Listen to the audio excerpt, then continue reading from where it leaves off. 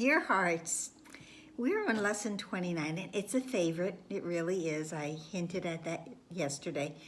So today's idea is God is in everything I see. Now, that might seem preposterous.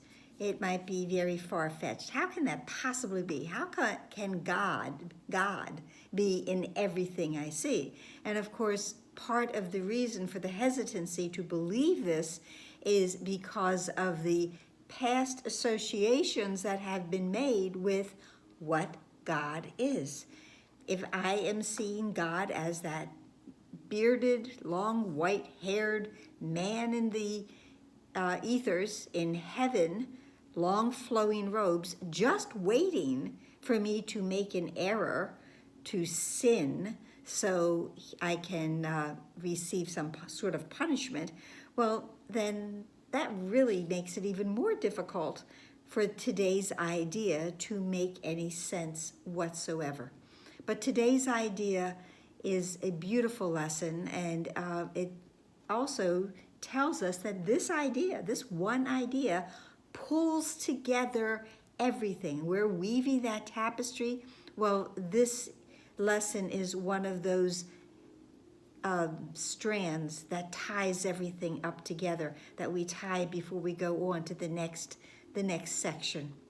It says, the idea for today explains why you can see all purpose in everything. It explains why nothing is separate by itself or in and of itself. And it explains why nothing you see means anything. Does that sound familiar? Lesson 1, nothing I see means anything. Or lesson 25 that we just had, which was also just a reiteration of lesson 1, that I do not know what anything is for.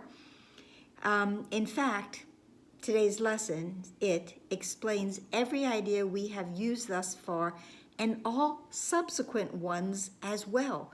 Today's idea is the whole basis for vision. Vision, Christ's vision. Today's idea, this is how we are able to have vision. This idea makes vision possible. I use the word makes because we do have vision when we are home, when we have crossed over that threshold and God has welcomed us back. But here we need to make room to have vision. We need to give up something so that we may have vision. We have to give up body sight and the belief in body sight in order to have vision. The lesson goes on to say, you will probably find this idea very difficult to grasp at this point. You may find it silly, irreverent, senseless, funny, and even objectionable. I'm going to add to that list blasphemous, because this does in many ways sound blasphemous, especially when we get to the list at the bottom of the lesson of saying that God is in the coat hanger, God is in the magazine, God is in the lamp, God is in the door. That could certainly be taken as being blasphemous. There are most religions that would tell us that. Most organized religions would say this is a blasphemous idea.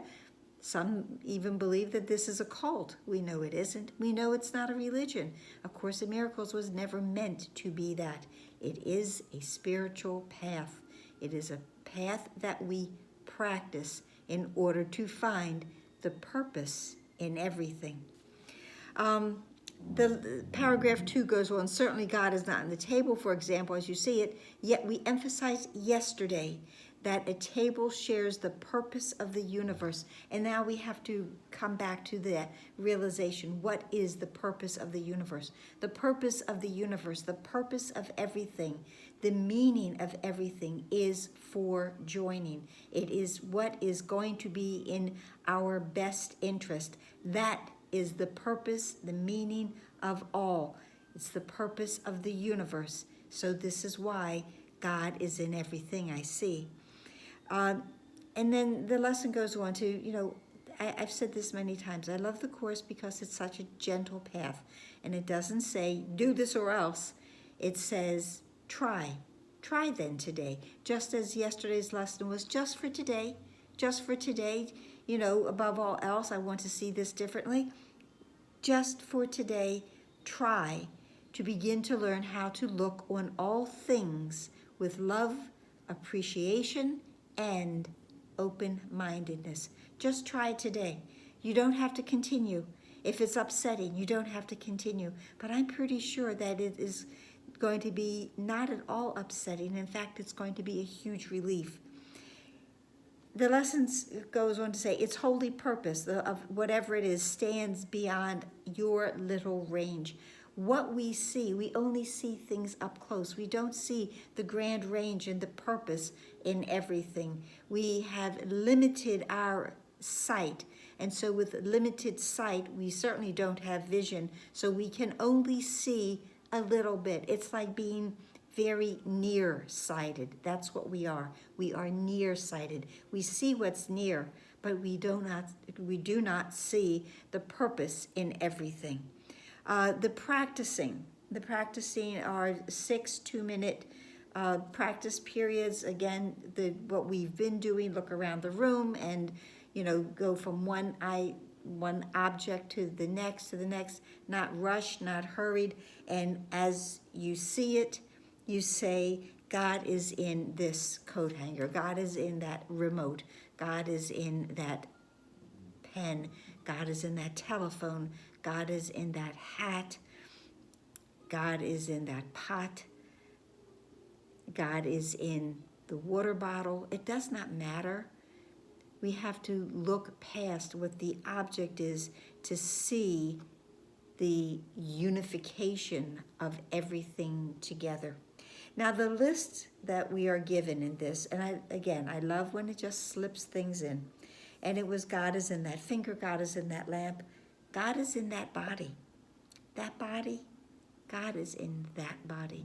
So here I am looking at my brother, looking at my sister, and saying, God is in that body. Or I could be looking in the mirror and say the same thing. God is in that body. Because God is everywhere. God is in everything I see. And so within the object, or however I see it, whatever it is, there's that spark of light within it. And it was put there by our Father. God is in that body. God is in you. That's it for today. I hope this helped. Please like, please share, please subscribe, please comment, please pray. Tomorrow is a second favorite lesson, so we have back-to-back favorite lessons. What could be better? And I hope you have a glorious, miraculous day. Namaste.